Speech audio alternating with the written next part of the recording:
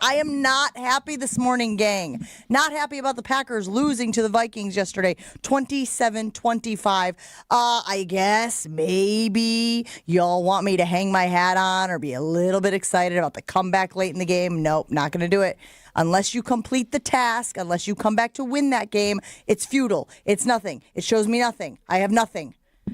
And I felt very strongly that they needed to win that game because, Gabe, remind the fine folks at home this morning, remind our loyal listeners, what seed are the Green Bay Packers this morning after yesterday's loss? They are the number 7 seed in the NFC. And what would that mean for the Green Bay Packers in any playoff run? A trip to Philadelphia to kick it off. Ooh. Who looked really good yesterday, no matter who was playing quarterback. Chewy, very Very frustrated about the loss. Very frustrated. Is that fair? Should I be frustrated about the fact that 3 points? 3 points? We sat there with 3 points for how long yesterday, Gabe? Until the fourth quarter. Yeah, they scored a touchdown in the third, so they got to 10 in the second half. But the entire first half pretty much sat there with 3 or less points for the majority of the first half. So here's what I want to start with this morning. An apology. Now, you guys know I don't really like doing the apology thing, just generally speaking. To you, to my husband, to people breathing air. Not my thing. But I will do it this morning to the Minnesota Vikings, who I am now watching the Sam Darnold celebration in the locker room when he ran in and all of his teammates cheered for him. Yeah, you should cheer for Sam Darnold. He's having a hell of a season. I am sorry, Minnesota Vikings. I have underestimated you. I have said you're smoke and mirrors. I have said this was not necessarily a good team. They were sort of winning fluky games, and they were, right? They were one-possession games. They sort of fell into some of those victories. But I can't sit here and dismiss the Vikings anymore. Because straight up, head-to-head, guys, they beat the Packers yesterday 27-25, and they are a completer team. A completer team than the Green Bay Packers. The Packers feel like an inconsistent, we could be close, but not quite there yet team.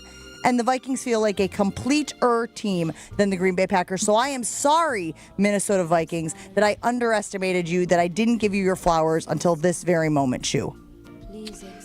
Well, I want to apologize too. And I have to apologize for my wingman because he isn't here. And I'm not going to lie, I was a little excited to play Kid Rock, bow-da-bow-do-do-do-do. Doesn't even know the syllables. So if that doesn't even know the name. Created some kind of jinx because of Joshy, because I'm not responsible for anything on this show. So when I screw up, someone's going to take the blame. Gabe, you know that. Wait, so what are you actually apologizing for? Are you apologizing for before you throw Josh under the bus? No, I'm apologizing for Josh. Because, yes, I did come up with a song, but he's the one that played it, that liked it.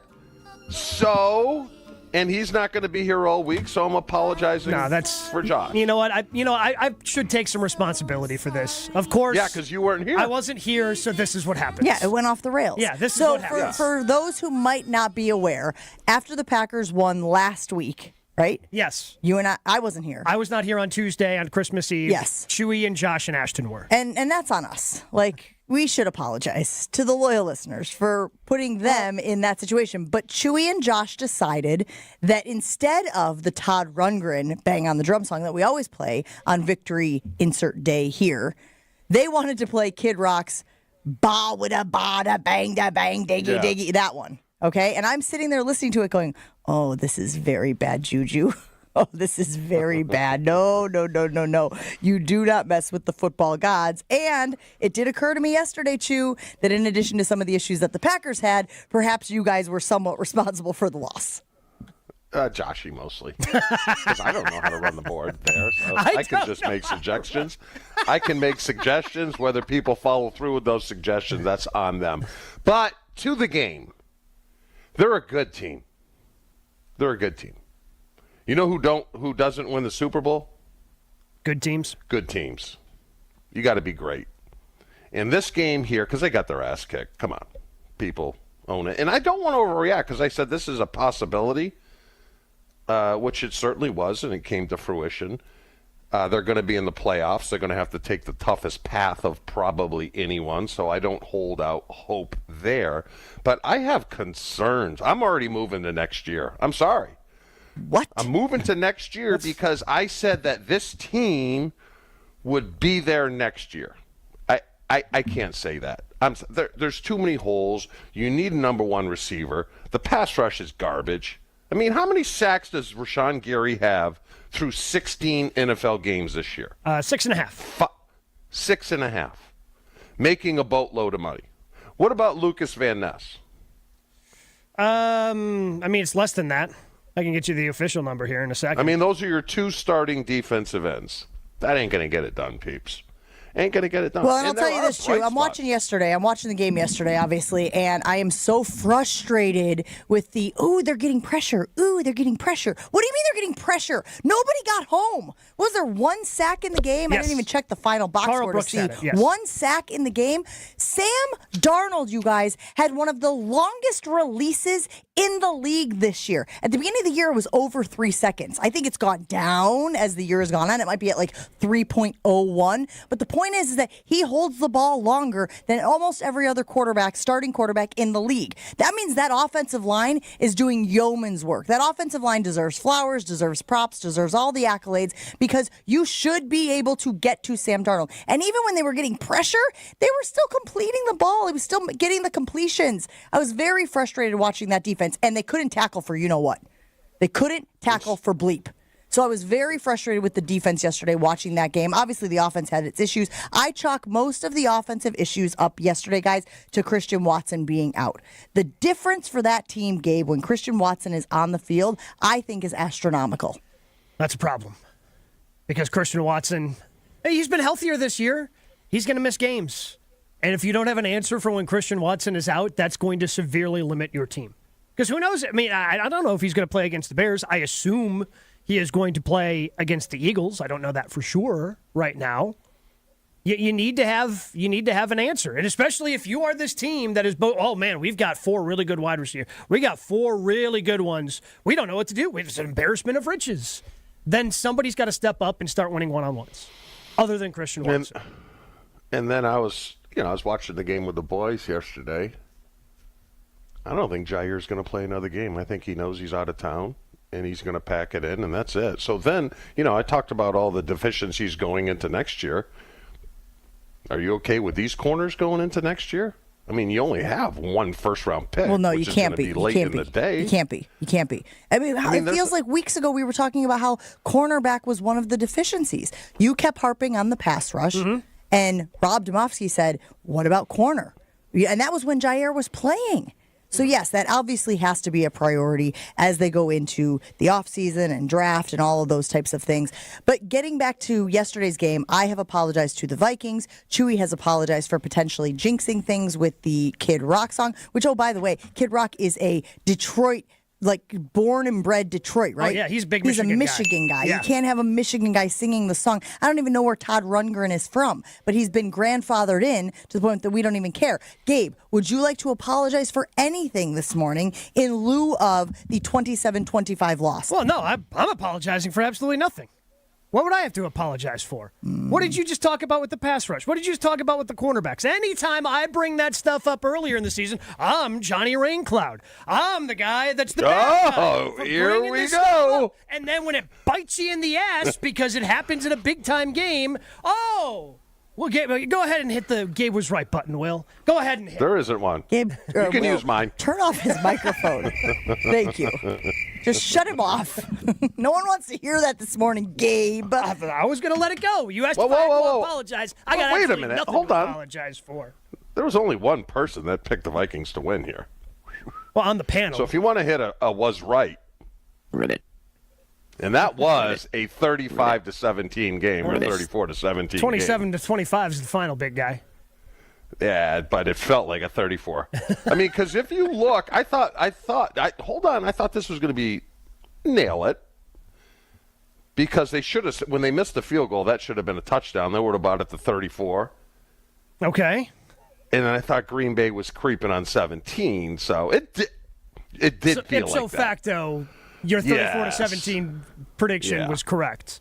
despite it not being the closest of anybody at ESPN Wisconsin. 800-990-3776. Your reaction all morning long to the Packers' loss yesterday to the Minnesota Vikings. I apologize. I am sorry, Minnesota. I thought you were smoke and mirrors. I thought Kevin O'Connell's a great coach. He is, kind of sort of doing the, look over here, and then they're scoring and they're winning these one-possession games, and it's a fluky thing. No, I think they're a good team. I think they are complete-er than the Green Bay Packers. And I think what we saw yesterday, guys, Gabe, to your point, is having a number one matters. It matters. You know why it matters? Because what did the Packers do with Justin Jefferson? A lot of attention. And what did that do for the other receivers who made plays? Yeah, I mean, Naylor was the one who was having a huge game, early, had the touchdown early, just a blown coverage because of a lot of attention being thrown at Justin Jefferson. Then Naylor just sneaks in behind you and just basically has half of an end zone all to himself. Are we not critical enough of Jordan Love? I mean, this week on ESPN, the Gush Fest was like gushy, gush, gush. Sam Darnold this year is better than Jordan Love. Yeah. I don't think that can be disputed, debated. That's just straight up a fact. Like, I mean, his first half. Who would I rather have in the future? Clearly, I think Jordan Love still has more upside. But Sam Darnold has played better than Jordan Love. It's the reason why they're 14-2. I really don't. Are we not, Chris? Well, I'll tell you this, Chew, I'll tell you this. I got the television on in front of me, and sometimes you got the television there in Florida in front of you as well. Can Jordan Love be trusted against the rest of the NFC? Is the title bar, is the font, is the super on the bottom of the television screen for the conversation that they are having right now on ESPN? Can Jordan Love be trusted against the rest of the NFC? And I got to tell you guys, yesterday was woefully inconsistent. Some of it on the receivers, too many drops again. I don't have the numbers in front of me, Gabe. You got the box score in front of you there. They don't have the drops here.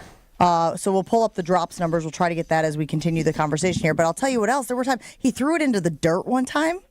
He overthrew, is it Romeo Doubs on the diving catch? Sometimes I get him and Devontae confused when I'm watching on a tiny screen on an airplane like I was yesterday. But overthrew, right? Tom Brady was talking about how it was 6 inches out in front of his fingers. Yep. He was not sharp. And again, what is the issue? What is the deal with sort of having those drives late in the game? Is it because the defense is playing soft coverage because they're in control of the game? And it's like, well, just, keep everything in front of you type of thing? Because that, again, like I said, unless you finish that comeback, unless you walk out of there with the win, it means nothing to me. I take nothing away from you being able to pour on the points late, 15 points in the fourth quarter when you scored 3 in the first half. You want to talk about Jordan Love, Chew? I took a look this morning because I was curious. Against teams that are right now in the playoffs, and only one of these teams has not officially clinched. I think everybody's in. Against playoff teams this year, teams that are going to be in this year's playoff field, Jordan Love, 60% completion, 13 touchdowns, 8 picks, 87.4 quarterback rating. Yeah, that's what you'd expect from Sam Darnold. That's not Who played worse, though? Who played worse yesterday? What do you mean? Offense or defense? I mean, I'll give you some of the team stat. 26 first downs for Minnesota, 20 of them by pass. Mm-hmm. That's just bad. That's bad. I mean, their third down were both pretty good. Yards, 271 Green Bay, 441 Minnesota. I put it... Time of possession, 35-24. I'm more frustrated with the offense, Chew. Why? Because you expect this from the defense? To a point. Like, we've been harping all year about, man, that front four, is it good enough? All right, that's probably something we're going to have to address in the offseason. Well, Jair's not out there. We've run over the Eric Stokes numbers, ad nauseum at this point. And Valentine had an interception yesterday, but we've talked about the cornerbacks. These guys, especially without Jair, probably not going to be good enough. You have to address that in the offseason. We haven't had those conversations about the offense. Like, Josh Jacobs has been really good. Jordan Love, especially since the bye, has been really good. And yesterday he wasn't good enough. Yesterday, you could probably even ask a little bit more out of Josh Jacobs because the receiving numbers weren't there for him yesterday. But the receivers not winning one-on-ones. Like, I put it more on the offense because I think there are some deficiencies, especially because they're pretty beat up over there with no Jair. You didn't have Evan Williams yesterday. Quay Walker obviously out. So you're missing starters. You're missing guys that play a lot defensively. I put it more on the offense because I expect more out of them. This is supposed to be the unit that has grown over the last year plus, and 3 points in the first half is just not good enough. They were on the roll. They were rolling 30-plus points in how many ever straight games, which is a franchise, it tied a franchise record with the Lombardi-era Packers, and they put up 3 points in the first half. 800-990-3776. Gabe apologizing for absolutely nothing this morning. I apologize. Hold on. Should the people apologize to Gabe? Well, they should apologize to you too, bud. We've been in this together. Yeah, I know. Yeah, but you take the beating. When they call me Johnny Raincloud, you decide suddenly to step away from me for whatever reason. Hey, toxic. Suddenly, then you don't have my back. We have gotten one apology rolling in. Chef Ed, the very first one. I will admit, I was disgusted with Gabe's negative viewpoints, but he was absolutely right. Kudos to Gabe. 800-990-3776. Reaction rolling in fast and furious on the ESPN Milwaukee talk and text line, and in the YouTube comments. We are going to get to our Seinfeld scale of concern right after this. I'll read a lot of your reactions when we return on Jen, Gabe, and Shuey.